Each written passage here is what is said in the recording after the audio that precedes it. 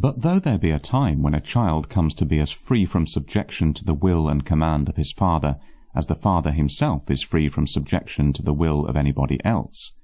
and they are each under no other restraint but that which is common to them both, whether it be the law of nature or municipal law of their country, yet this freedom exempts not a son from that honour which he ought, by the law of God and nature, to pay his parents. God having made the parents instruments in his great design of continuing the race of mankind, and the occasions of life to their children,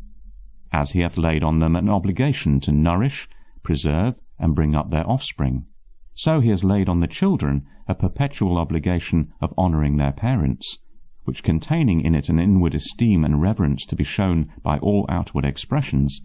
ties up the child from anything that may ever injure or affront, disturb or endanger the happiness or life of those from whom he received his, and engages him in all actions of defence, relief, assistance, and comfort of those by whose means he entered into being, and has been made capable of enjoyments of life. From this obligation no state, no freedom can absolve children. But this is very far from giving parents a power of command over their children, or an authority to make laws and dispose as they please of their lives or liberties. It is one thing to owe honour, respect, gratitude, and assistance, another to require an absolute obedience and submission. The honour due to parents a monarch in his throne owes his mother, and yet this lessens not his authority, nor subjects him to her government. The subjection of a minor places in the father a temporary government, which terminates with the minority of the child, and the honour due from a child places in the parents a perpetual right to respect, reverence, support, and compliance too, more or less as the father's care, cost, and kindness in his education has been more or less. This ends not with minority, but holds in all parts and conditions of a man's life. The want of distinguishing these two powers, viz. that which the father hath in the right of tuition during minority, and the right of honour all his life, may perhaps have caused a great part of the mistakes about this matter. For to speak properly of them, the first of these is rather the privilege of children and duty of parents than any prerogative of paternal power. The nourishment and education of their children is a charge so incumbent on parents for their children's good, that nothing can absolve them from taking care of it. And though the power of commanding and chastising them go along with it, yet God hath woven into the principles of human nature such a tenderness for their offspring, that there is little fear that parents should use their power with too much rigour. The excess is seldom on the severe side, the strong bypass of nature drawing the other way.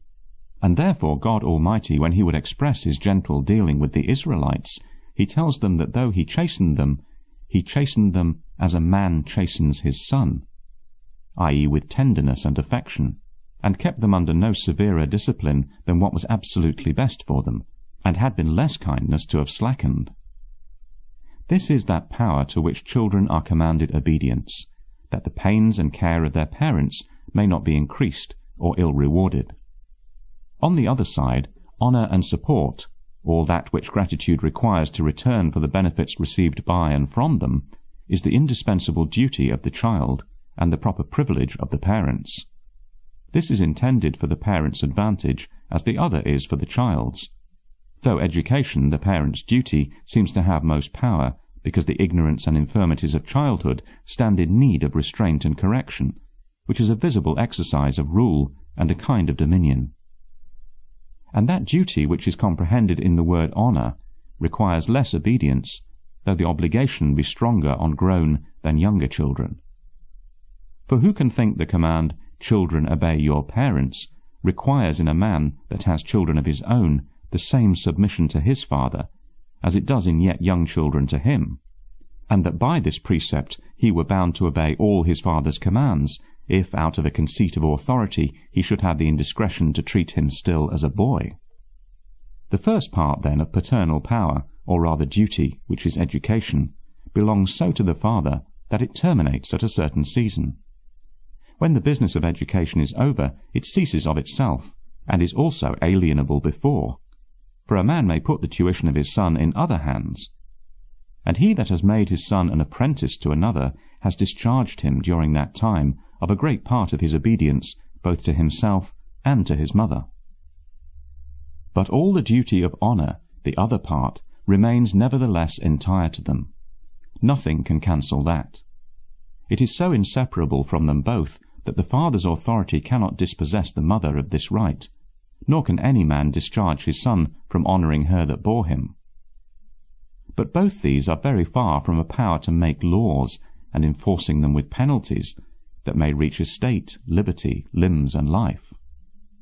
The power of commanding ends with nonage, and though, after that, honour and respect, support and defence, and whatsoever gratitude can oblige a man to, for the highest benefits he is naturally capable of, be always due from a son to his parents, yet all this puts no sceptre into the father's hand, no sovereign power of commanding. He has no dominion over his son's property or actions, nor any right that his will should prescribe to his sons in all things. However, it may become his son in many things not very inconvenient to him and his family to pay a deference to it. A man may owe honour and respect to an ancient or wise man, decence to his child or friend, relief and support to the distressed, and gratitude to a benefactor, to such a degree that all he has, all he can do, cannot sufficiently pay it. But all these give no authority, no right to anyone of making laws over him from whom they are owing. And it is plain all this is due not only to the bare title of father, not only because, as has been said, it is owing to the mother too, but because these obligations to parents and the degrees of what is required of children may be varied by the different care and kindness, trouble and expense which is often employed upon one child more than another.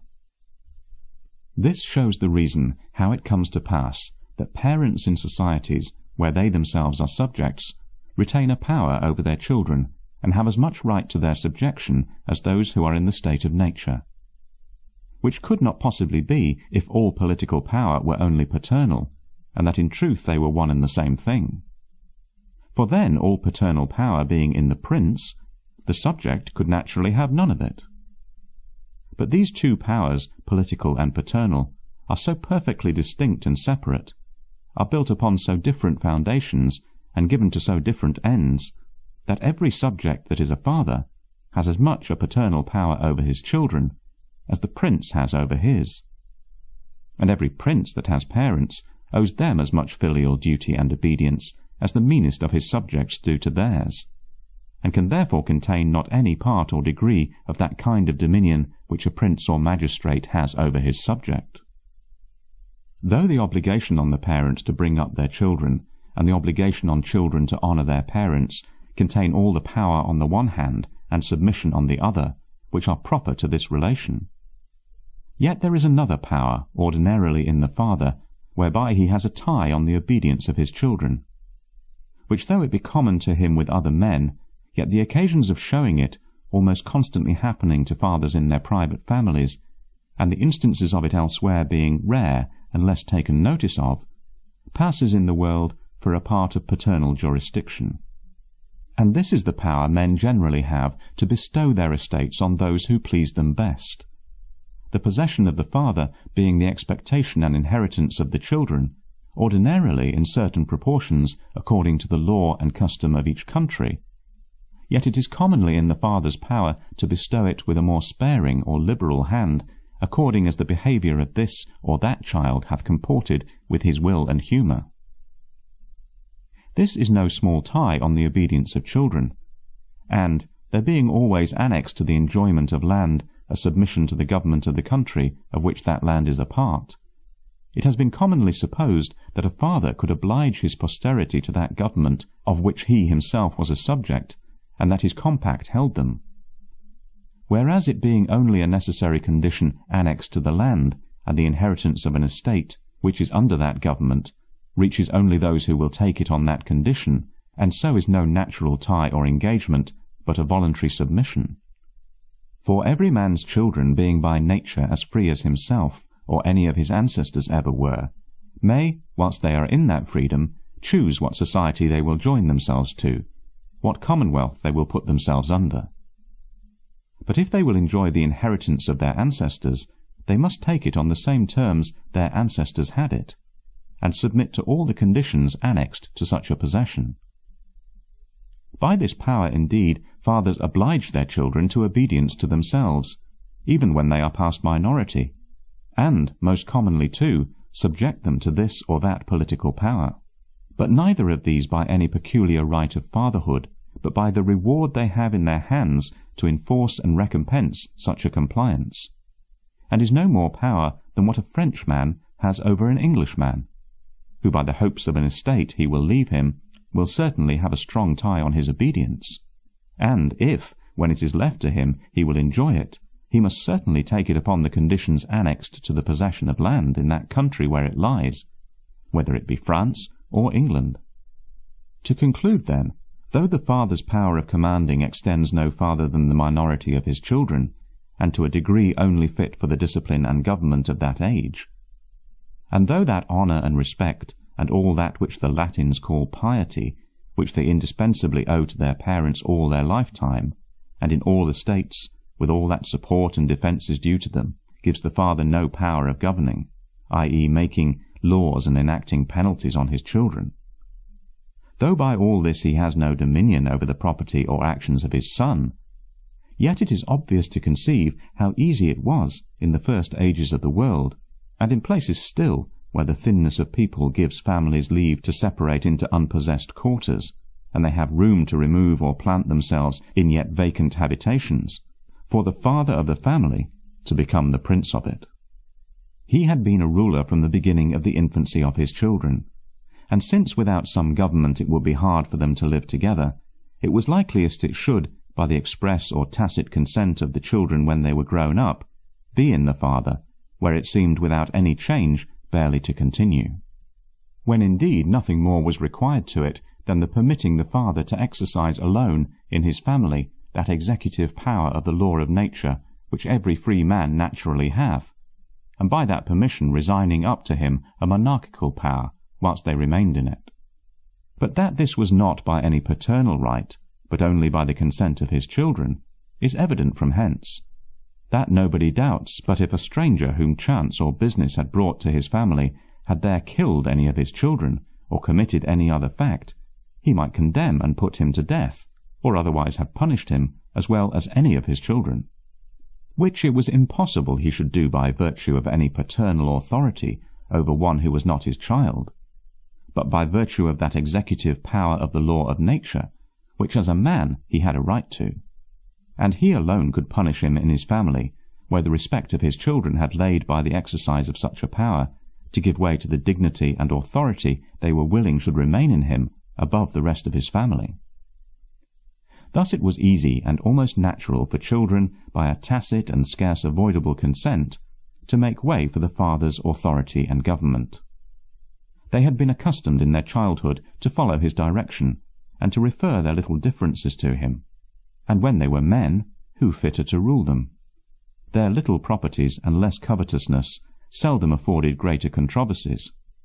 and when any should arise, where could they have a fitter umpire than he, by whose care they had every one been sustained and brought up, and who had a tenderness for them all? It is no wonder that they made no distinction betwixt minority and full age, nor looked after 21 or any other age that might make them the free disposers of themselves and fortunes, when they could have no desire to be out of their pupilage. The government they had been under during it continued still to be more their protection than restraint, and they could nowhere find a greater security to their peace, liberties, and fortunes than in the rule of a father.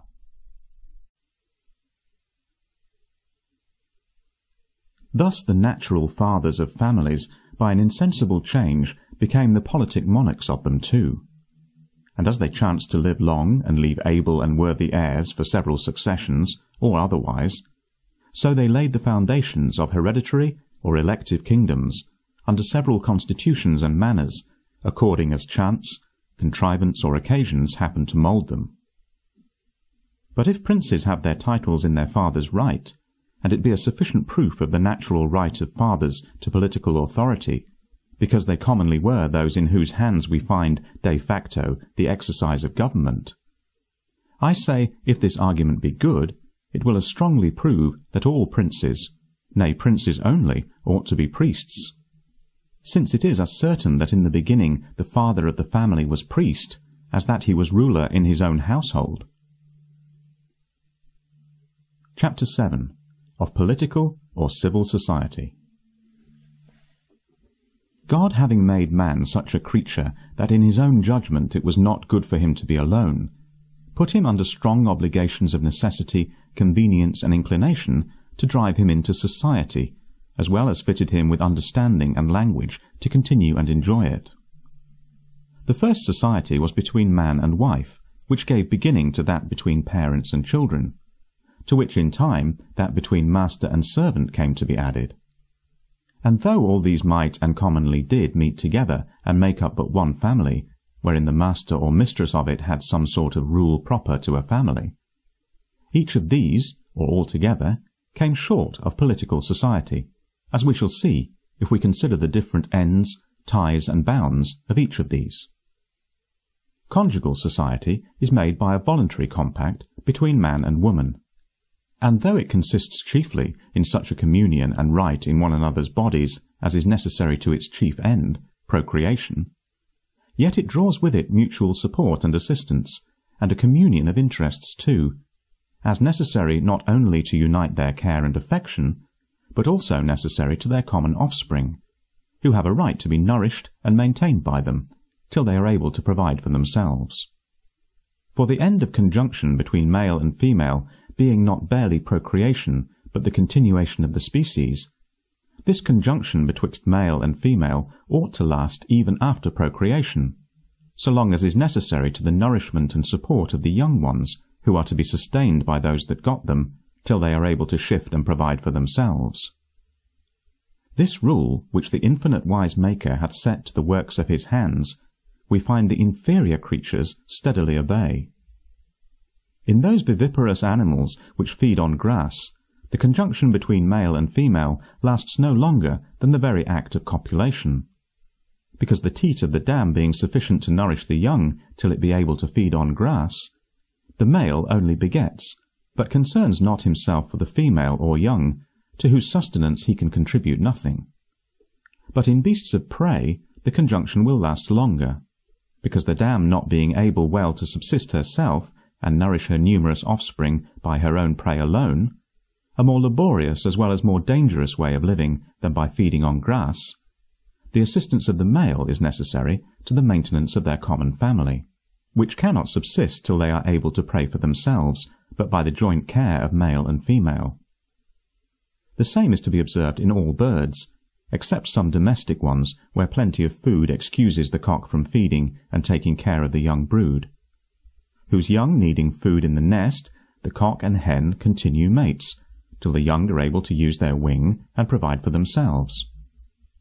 And herein, I think, lies the chief, if not the only reason, why the male and female in mankind are tied to a longer conjugation than other creatures, viz. Because the female is capable of conceiving, and de facto is commonly with child again, and brings forth too a new birth, long before the former is out of a dependency for support on his parents' help, and able to shift for himself, and has all the assistance is due to him from his parents, whereby the father, who is bound to take care for those he hath begot, is under an obligation to continue in conjugal society with the same woman longer than other creatures, whose young being able to subsist of themselves before the time of procreation returns again, the conjugal bond dissolves of itself, and they are at liberty till Hymen at his usual anniversary season summons them again to choose new mates. Wherein one cannot but admire the wisdom of the great Creator, who, having given to man foresight and an ability to lay up for the future, as well as to supply the present necessity, hath made it necessary that society of man and wife should be more lasting than of male and female amongst other creatures, that so their industry might be encouraged and their interest better united, to make provision and lay up goods for their common issue, which uncertain mixture, or easy and frequent solutions of conjugal society, would mightily disturb. But though these are ties upon mankind which make the conjugal bonds more firm and lasting in man than the other species of animals, Yet it would give one reason to inquire why this compact, where procreation and education are secured and inheritance taken care for, may not be made determinable either by consent, or at a certain time or upon certain conditions, as well as any other voluntary compacts, there being no necessity in the nature of the thing, nor to the ends of it, that it should always be for life. I mean to such as are under no restraint of any positive law which ordains all such contracts to be perpetual. But the husband and wife, though they have but one common concern, yet having different understandings, will unavoidably sometimes have different wills too. It therefore being necessary that the last determination, i.e. the rule, should be placed somewhere, it naturally falls to the man's share as the abler and the stronger. But this reaching but to the things of their common interest and property leaves the wife in the full and free possession of what by contract is her peculiar right, and gives the husband no more power over her life than she has over his, the power of the husband being so far from that of an absolute monarch that the wife has in many cases a liberty to separate from him where natural right or their contract allows it, whether that contract be made by themselves in the state of nature, or by the customs or laws of the country they live in, and the children upon such separation fall to the father or mother's lot, as such contract does determine. For all the ends of marriage being to be obtained under politic government, as well as in the state of nature, the civil magistrate doth not abridge the right or power of either naturally necessary to those ends, viz. Procreation and mutual support and assistance whilst they are together, but only decides any controversy that may arise between man and wife about them. If it were otherwise, and that absolute sovereignty and power of life and death naturally belonged to the husband, and were necessary to the society between man and wife, there could be no matrimony in any of those countries where the husband is allowed no such absolute authority. But the ends of matrimony requiring no such power in the husband, the condition of conjugal society put it not in him, it being not at all necessary to that state. Conjugal society could subsist and attain its ends without it. Nay, community of goods, and the power over them, mutual assistance and maintenance, and other things belonging to conjugal society, might be varied and regulated by that contract which unites man and wife in that society, as far as may consist with procreation and the bringing up of children till they could shift for themselves, nothing being necessary to any society that is not necessary to the ends for which it is made. The society betwixt parents and children, and the distinct rights and powers belonging respectively to them, I have treated of so largely in the foregoing chapter that I shall not here need to say anything of it, and I think it is plain that it is far different from a politic society. Master and servant are names as old as history, but given to those of far different condition. For a free man makes himself a servant to another by selling him for a certain time the service he undertakes to do, in exchange for wages he is to receive. And though this commonly puts him into the family of his master, and under the ordinary discipline thereof, yet it gives the master but a temporary power over him, and no greater than what is contained in the contract between them. But there is another sort of servants, which by a peculiar name we call slaves, who being captives taken in a just war, are by the right of nature subjected to the absolute dominion and arbitrary power of their masters. These men having, as I say, forfeited their lives, and with it their liberties, and lost their estates, and being in the state of slavery not capable of any property, cannot in that state be considered as any part of civil society, the chief end whereof is the preservation of property.